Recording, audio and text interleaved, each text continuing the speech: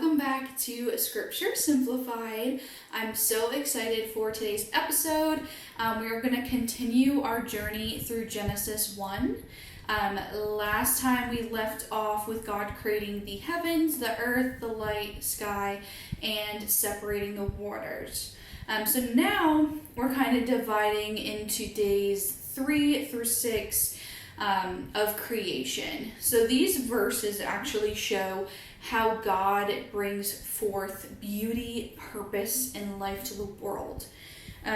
So we're actually going through Genesis 1, verses 11 through 31. So we will finish Genesis 1.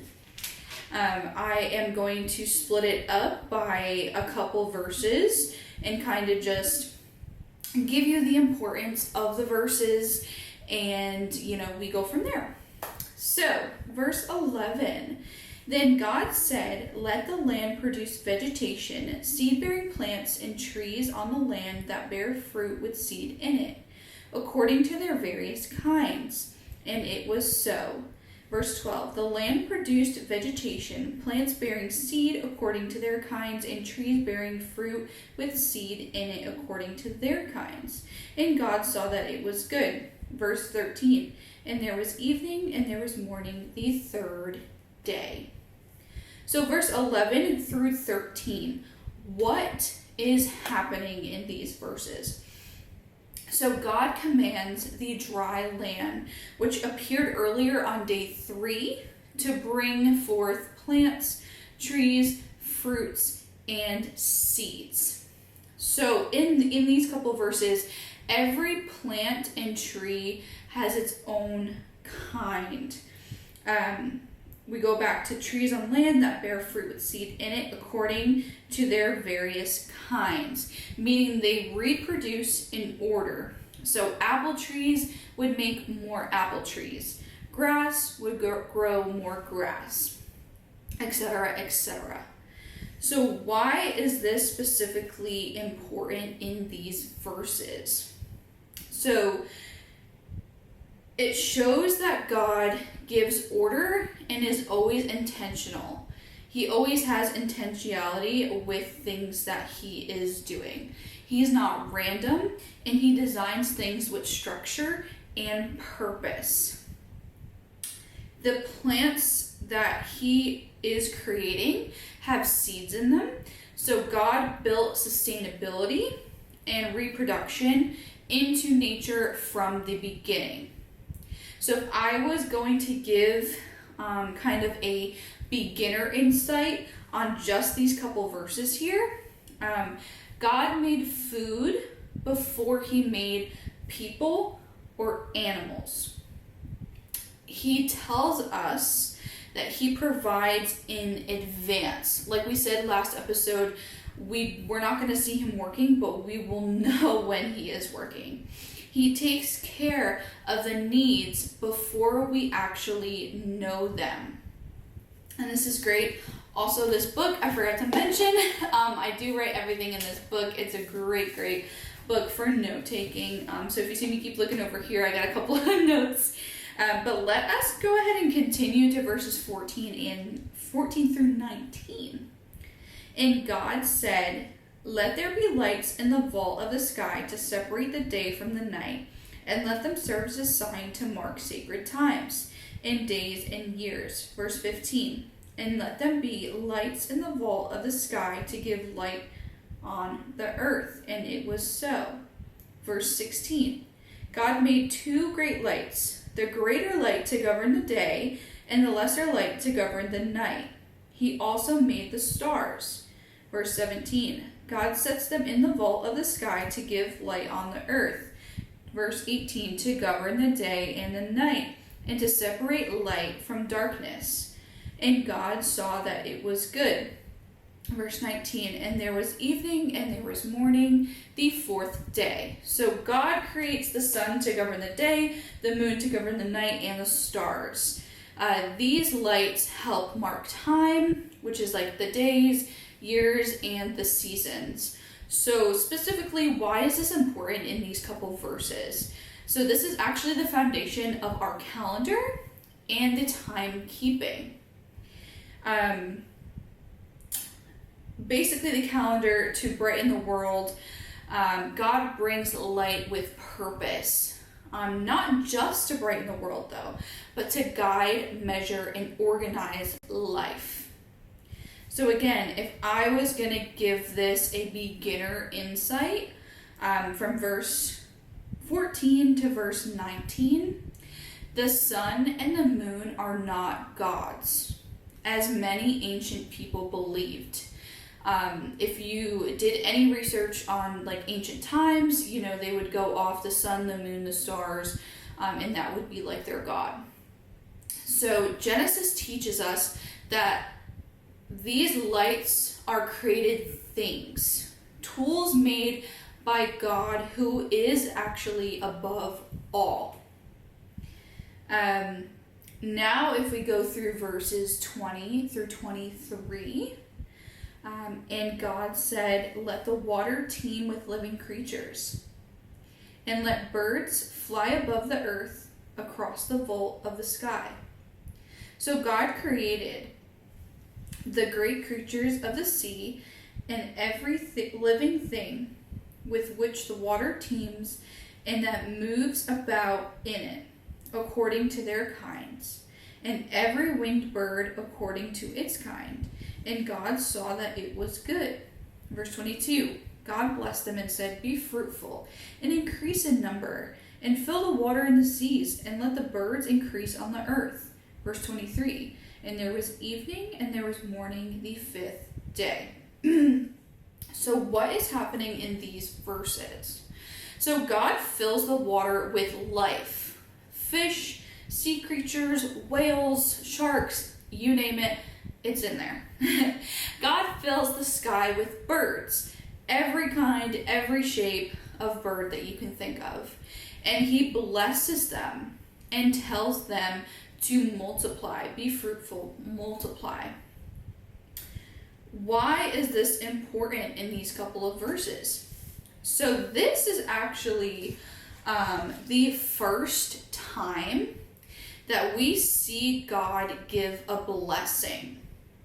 He blesses the animals to be fruitful and fill the earth.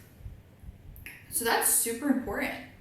This verse celebrates the abundance and diversity of life, the sea creatures, the birds, everything. So if I was to give, a beginner insight on this, I would say that God delights in variety. The world as we know it isn't dull. It's full of color, sound, and motion. Everything on earth has a place. So sea creatures, obviously they belong in the water. That's where they're meant to be. Birds in the sky. God's creation has boundaries and has purpose. So everything that God is creating is going to have purpose. If we were to continue on, we're actually going to go through verses 24 and 25. So only 2 verses this time. And God said, "Let the land produce living creatures, according to their kinds, the livestock, the creatures that move along the ground, and the wild animals, each according to its kind." And it was so. God made the wild animals according to their kinds, the livestock according to their kinds, and the creatures that move along the ground according to their signs. And God saw that it was good. So again, after every time God is creating, we always see the words, "and God saw that it was good." Every verse that we went back to. So specifically, what is happening in verse 24 and 25? God creates all animals that live on the earth. Okay, cows, lions, bugs, dogs, cats, etc. Again, they are created according to their kind, each with unique purpose and nature. So why are these 2 verses important? So they're important because it shows that God fills the earth in stages. So the first stage we go back to plants, then sea life, and now land animals. Obviously we had birds as animals, but then we had land animals. So there is a clear pattern that God forms and then he fills. So if I were to give a beginner insight on these two verses, nothing is accidental. Even the smallest insect, even the smallest little ant is made by God for a reason. Just like you are made by God for a reason. This just reminds us that God has power over all creation. From the biggest animal to the tiniest bug, God has power over the creation. Now if we're moving down to verses 26 and 27, then God said, "Let us make mankind in our image, in our likeness, so that they may rule over the fish in the sea and the birds in the sky, over the livestock and over all the wild animals, and over the creatures that move along the ground." So God created mankind in his own image. In the image of God, he created them. Male and female, he created them. So what is happening? This part right here is a major turning point. God creates human life. God creates male and female in his own image. So he's not going off of, this is what, I want them to look. His image. He's going off his own image. There's no formula. Okay? Humans are not like the animals. We were made to reflect God's character, to reason, create, to love, and to learn. So specifically, what does the image of God mean? It means we share the qualities with God. The ability to think, to choose, to love, to relate to one another. This also means that we were made to represent him on earth. Kind of like ambassadors. You know how companies have ambassadors to represent their product. As Christians, we were made to represent the image of God on earth. So if I was to give a beginner insight on this, I would start off by saying you're not a mistake. You're intentionally designed to reflect God, the Creator. Your value doesn't come from what you do. It comes from the one who made you. It comes from God. So if I were to go ahead and continue, we're going to go verses 28 to 30.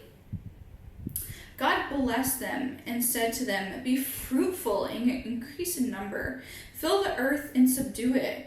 Rule over the fish in the sea and the birds in the sky and over every living creature that moves on the ground." Verse 29. Then God said, "I give you every seed-bearing plant on the face of the whole earth, and every tree that has fruit with seed in it.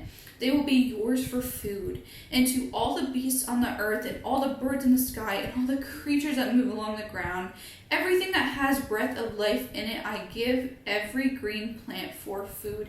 And it was so. So again, he's saying be fruitful and multiply. That was also given to the fish and the birds. Be fruitful, multiply. What's happening in here? God gives humans the job to multiply, to fill the earth and care for creation to come. He gives them dominion, not to abuse the earth, but to steward it well. Steward it in the likeness of God.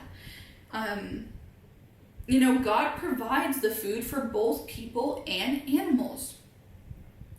God put all of the food on earth before he put people. And sometimes that's how God moves in our life as well. Why is this so important? So it shows us that we are children with God, not to just exist, but to manage his world, to go and spread the gospel. God isn't distant. Just because you think that God is distant, he isn't distant. He is right there with you. He blesses, he commands, and he provides. God will always provide if you let him provide. So if I was to give these couple of verses just a beginner insight, your life has purpose from the start. When you were first born, your life has purpose from the start. God made you with a role in mind to love him, to care for others, and to take care of the world around you. What happens when we stop taking care of the world? It becomes sinful, just sinful nature.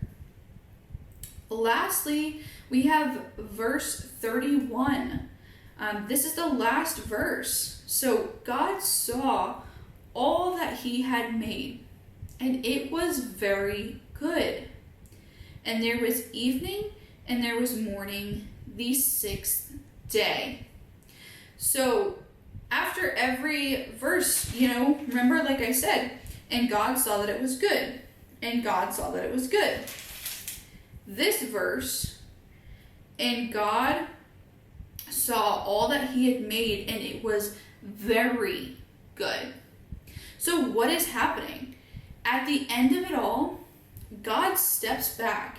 He looks over everything he made, okay? The plants, the animals, the stars, the people, and he just doesn't call it good, but he calls it very good.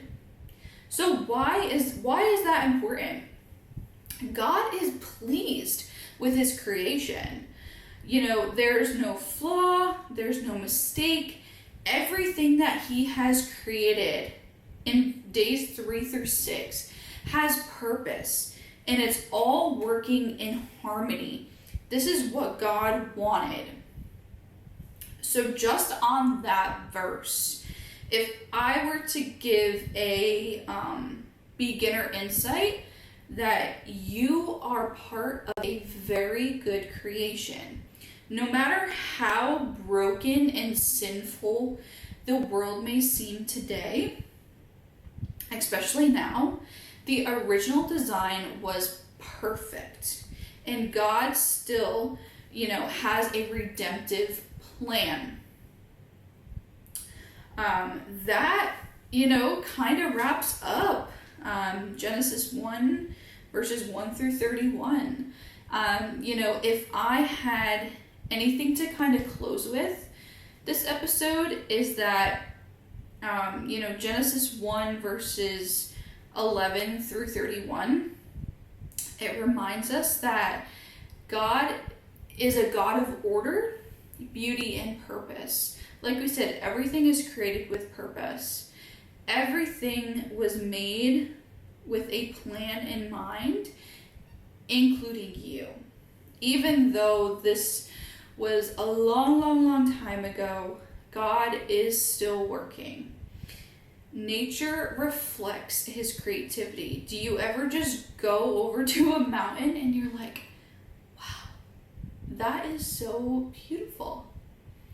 Humanity reflects his image. And through all of this, God always provides what is needed before we even ask, before we even pray about it, before we even, question anything. God always provides what is needed for us.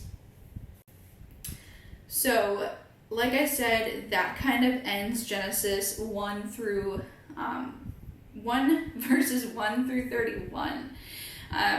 If you have any questions, you can always feel free to message me, comment down below, anything like that. There is another link tree. I have included another pamphlet in that link tree, so you can always go to that little study guide It does have all the notes that I took for today. And, next week we're going to go ahead and go over probably Genesis 2 and 3, because 2 is not that long and 3 is not that long either. So I kind of want to put both of them together. But I am super, super excited to kind of continue this and help you learn about Scripture and simplifying it for you so that you understand it better. Again, if you do need prayer, my social media inboxes are always open as well. And I hope to see you for the next episode.